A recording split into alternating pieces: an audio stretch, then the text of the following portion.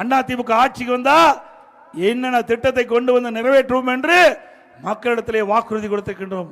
முதல் வாக்குறுதி, எல்லா குடும்ப அட்டையில் இருக்கின்ற குடும்ப தலைவிக்கு மாதந்தோறும் 2000 ரூபாய் வழங்கப்படும். நாம 2000 ரூபாய் சொன்னதுதான், 10 அறிவிப்பு வெளியிட்டோம். உடனே ஸ்டாலின் பயந்து போய் குடும்பத்துக்கு 5000 ரூபாய் கொடுப்பதா கொடுத்திருக்கிறார். இது யாரு கொண்டு கொடுக்க சொன்னது?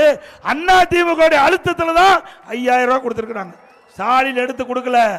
அதிமுக அறிவிக்கப்பட்ட அறிவிப்புக்கு பயந்து ஸ்டாலின் அவர்கள் இந்த உரிமை தொகையில பெற்றோர்களுக்கு 5000 ரூபாய் கொடுத்திருக்கிறார். அதே போல இப்பொழுது பெண்கள்லாம் நகர பேருந்தில் கட்டணம் இல்லாம பயணம் செய்யறாங்க. அதை போல இனி ஆண்களும் நகர பேருந்தில் கட்டணம் இல்லாம பயணம் செய்யலாம்.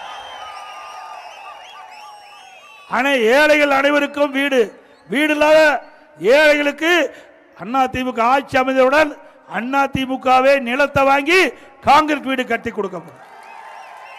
பட்டியலின மக்கள் வீடு இல்லாமல் இருக்கிறவர்களுக்கு அதிமுக அரசாங்கமே நிலத்தை வாங்கி அற்புதமான காங்கிரீட் வீடு கட்டி கொடுக்கப்படும்.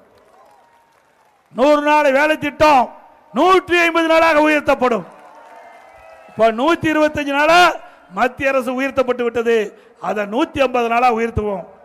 இன்னைக்கு நம்முடைய கிராமத்திலிருந்து நகரத்திலிருந்து ஏழை குடும்பத்தை சேர்ந்தவர்கள் வேலைக்கு போறாங்க. உரிய நேரத்துக்கு வேலைக்கு போகணும்.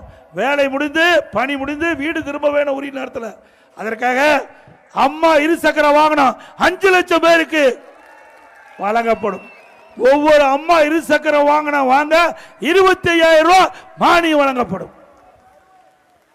அதே போல நம்முடைய மாணவ செல்வங்கள் கல்வி கற்பதற்கு வங்கியில வாங்கிய கடன் அரசாங்கமே செலுத்தும். இன்னைக்கு வாழ்வாதார உதவியாக ஆண்டுக்கு ஒரு குடும்பத்திற்கு 3 கேஸ் சிலிண்டர் வழங்கப்படும். அதுபோல நம்முடைய ஜல்லிக்கட்டு, அந்த ஜல்லிக்கட்டு வீரர்களுக்கு ஏதாவது இன்றைக்கு அந்த காளைகள் நாள் உயிரிழப்பு ஏற்பட்டால் அவர் குடும்பத்துக்கு 10 லட்சம் ரூபாய் கொடுக்கப்படும். அந்த ஜல்லிக்கட்டு வீரர்களுக்கு இன்சூரன்ஸ் காப்பீடு செய்யப்படும். ஜல்லிக்கட்டிலே கலந்து கொண்ட காளைகளுக்கு இன்சூரன்ஸ் செய்யப்படும்.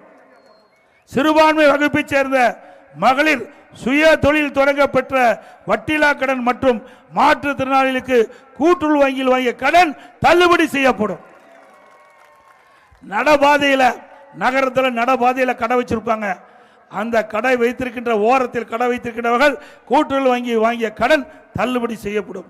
அதே போல நம்ம ஆட்டோ ஓட்டுநர்கள் அவள் புதிய ஆட்டோ வாங்குவதற்கு 75,000 ரூபாய் மானியம் வழங்கப்படும். நம்முடைய தாய்மார்கள் பொன்மனச்சம்மல் புரட்சி தலைவர் எம்ஜிஆர் இருக்கின்ற பொழுது ஒவ்வொரு தை பண்டிகை போதும் வேஷ்டி சேலை கொடுப்போம். இந்த ஆட்சி வந்த பிறகு முறையா வழங்கல.